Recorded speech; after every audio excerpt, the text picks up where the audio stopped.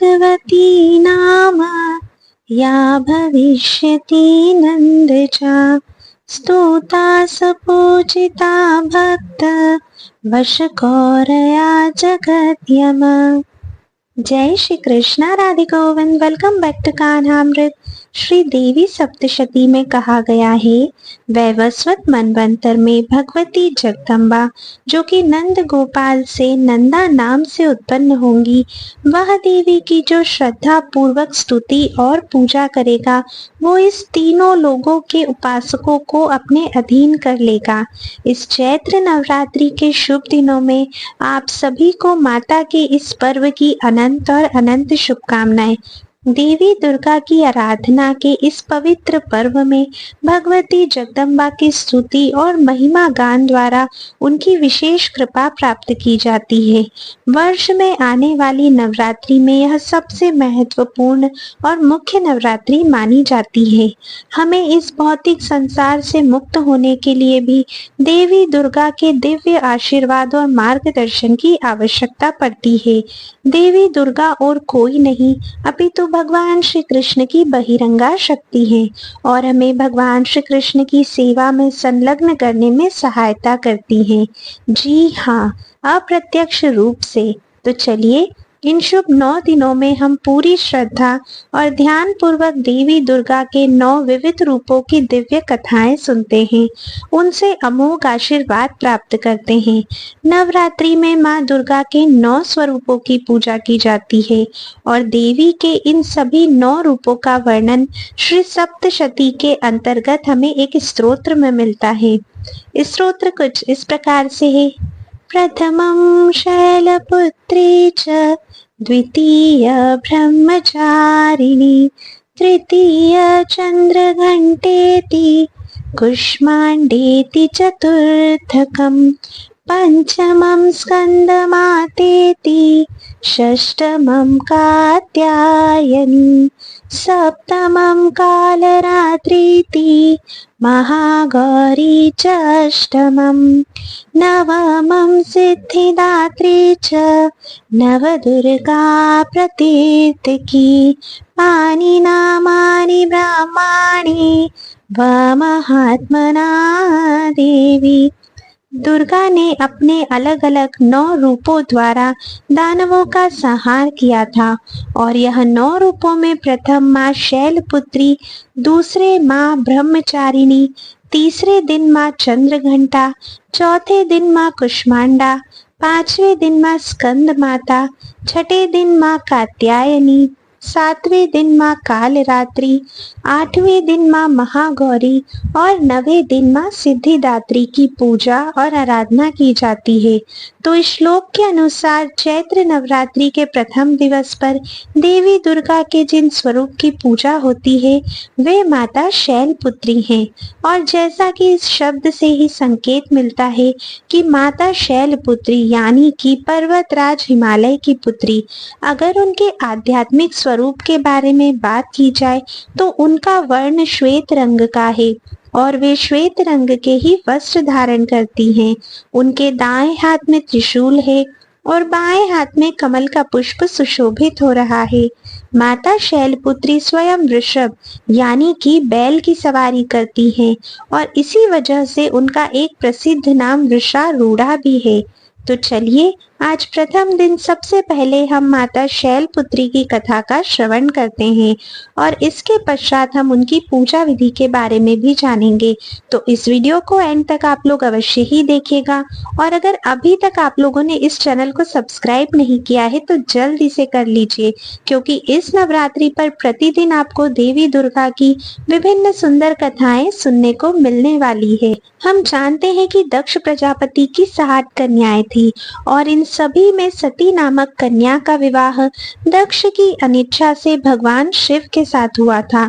अब दक्ष तो थे ही अभिमानी, इसीलिए प्रतिशोध के उद्देश्य से उन्होंने एक महान यज्ञ का आयोजन किया और उस यज्ञ में उन्होंने महादेव और माता सती को आमंत्रित नहीं किया। उन्हें छोड़कर बाकी सभी देवी देवता उस यज्ञ में उपस्थित थे।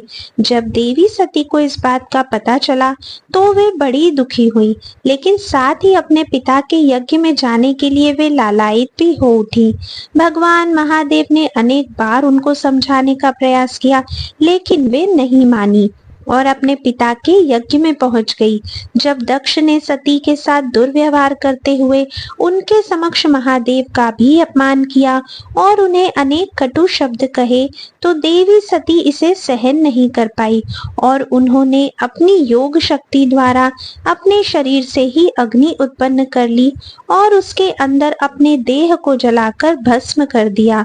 अब अपनी प्रिय पत्नी सती के वियोग में भगवान महादेव भी वैराग्य धारण कर लेते हैं और घोर तपस्या में लीन हो जाते हैं। दूसरी ओर दक्ष प्रजापति की एक और कन्या थी और उस कन्या का नाम था स्वधा। उसका विवाह पितरों के साथ हुआ था और इन पितरों की 3 मानसी पुत्रियां थी, मैना, धन्या और कलावती। अब एक समय क्या हुआ कि यह तीनों कन्याएं भगवान विष्णु का दर्शन करने के लिए श्वेत द्वीप में आ पहुंची थी और उसी समय 4 कुमार भी वहां आ गए। इन सभी सिद्ध गणों को देखकर वहां पर उपस्थित सभी लोगों ने उठकर उनका सत्कार किया, लेकिन पितरों की ये 3 कन्याएं अपने स्थान पर ही बैठी रहीं। उन्होंने चारों कुमारों को देखकर भी अनदेखा कर दिया और यह देखकर चारों कुमार उन पर क्रोधित हो गए। उन तीनों को स्वर्ग से दूर होकर नर स्त्री बनने का श्राप उन्होंने दे दिया। अब इस श्राप के विषय में सुनकर वह तीनों कन्याएं भयभीत हो गई। वे चारों कुमारों के चरणों में गिरकर क्षमा याचना करने लगी और तब चारों कुमारों ने इन 3 कन्याओं पर दया दिखाते हुए उन्हें भिन्न भिन्न वरदान प्रदान किए। सबसे बड़ी कन्या मैना को उन्होंने वरदान दिया कि वे पर्वतराज हिमालय की पत्नी बनेंगी और देवी पार्वती की माता बनेंगी। दूसरी कन्या धन्या को उन्होंने वरदान दिया कि वह महाराज जनक की पत्नी बनेगी और देवी सीता की माता होंगी। और तीसरी कन्या कलावती को वृषभानु वैश्य की पत्नी बनने का वरदान दिया, जो कि देवी राधा की माता बनने वाली थी।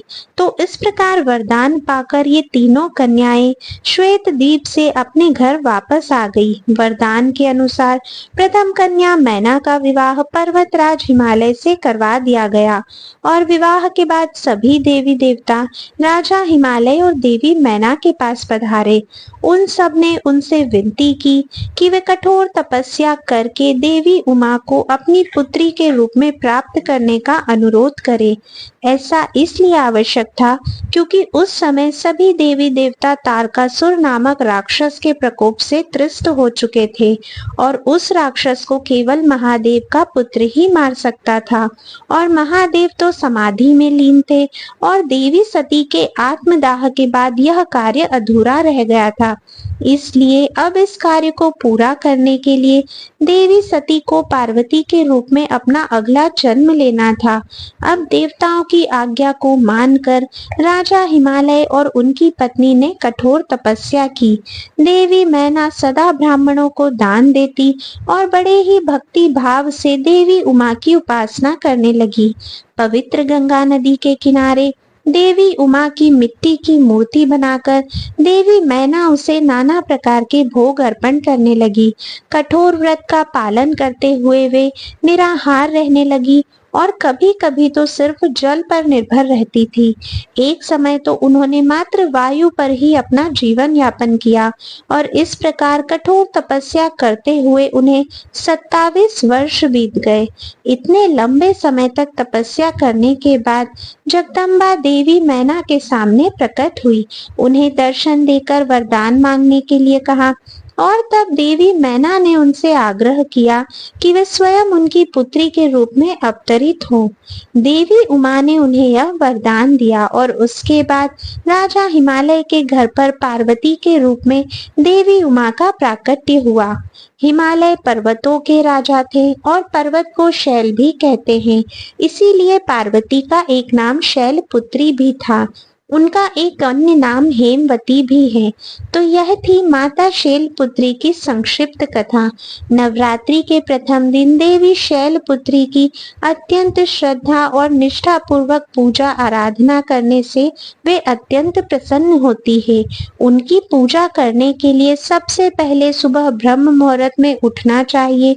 स्नान आदि से निवृत्त होकर उनके पूजा स्थल को स्वच्छ करना चाहिए। उसके बाद विधि पूर्वक कलश स्थापना करके माता शैलपुत्री की अगर प्रतिमा है तो उसको पंचामृत से स्नान करवा के वस्त्र अर्पित करने चाहिए। अगर प्रतिमा नहीं है तो उनका चित्र अर्पण कर सकते हैं। उनके चित्र को भी कुमकुम, अक्षत इत्यादि अर्पित करना चाहिए। और जैसा कि हमने बताया, माता शैलपुत्री का रंग श्वेत है, इसीलिए उन्हें सफेद रंग के पुष्प अर्पित करना उत्तम माना गया है। इसी प्रकार उन्हें सफेद रंग के मिष्ठान भी अर्पित करने चाहिए, जैसे कि बताशे, मिश्री, खीर, चावल इत्यादि। इसके उपरांत आप उन्हें अन्य स्वादिष्ट व्यंजन बनाकर भी भोग लगा सकते हैं। आज के दिन आपको माता शैलपुत्री के मंत्र का जाप भी करना चाहिए। तो चलिए, नवरात्रि के इस परम पावन 9 दिनों में माँ भगवती की पूर्ण श्रद्धा भाव से आराधना करते हैं। और अगर आपको यह कथा अच्छी लगी है तो आप इसे लाइक कीजिए और अपने मित्रों को भी शेयर कर दीजिए। और अंत में आज के प्रथम नवरात्रि के दिन आप सभी को शुभ चैत्र नवरात्रि की अनंत और अनंत शुभकामनाएं। अब मैं आपसे जल्द ही मिलूंगी दूसरी कथा को लेकर, दूसरे दिन की कथा जब हम माता ब्रह्मचारिणी की पूजा करते हैं। तब तक के लिए राधे राधे।